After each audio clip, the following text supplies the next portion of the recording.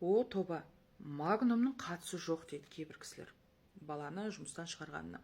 Қатысы бар. Көп сөйлеп магнум кінәлі емес, жұмысшылар жұмыссыз қалады дегендер қоя салыңдаршы.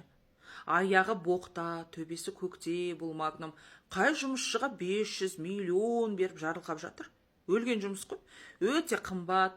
Каспий мен магнум арқылы рет рассрочкамен алады. Қызығын магнум мен Каспий көреді. Біздің үйдің жанындағы дүкен магнумнан да арзан.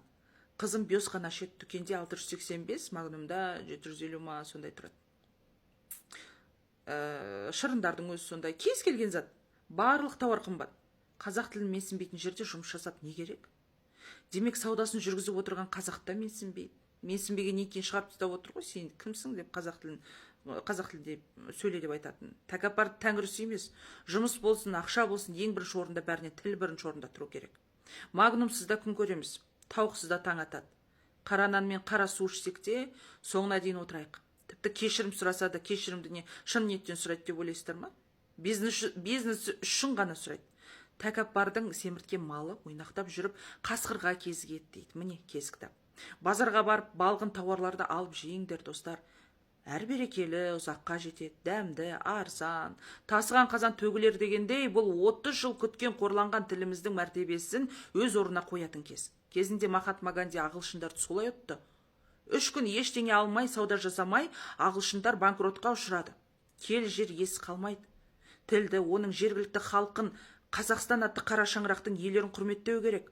Көк кептер көтіне қарамай әулие ағаштың басына қоныпты дейді. Саудасын жүргізіп отырған қазақтарды, олардың тілін құрметтеп, кез келген дүкен болсын, басқасы болсын, барлығы ең бірінші қазақ тілінде қызмет көрсетсін. Кемтар болсаң, жоқ нәрседе бар болар, мен болсаң, бар нәрседе жоқ болар дейді. Неге бүкіл әлем тіл үшін күресіп, барын беріп, таласып жатыр деп ойлайсыздар? Неге дейсіздер, достар? Бекер емес. Бекер емес.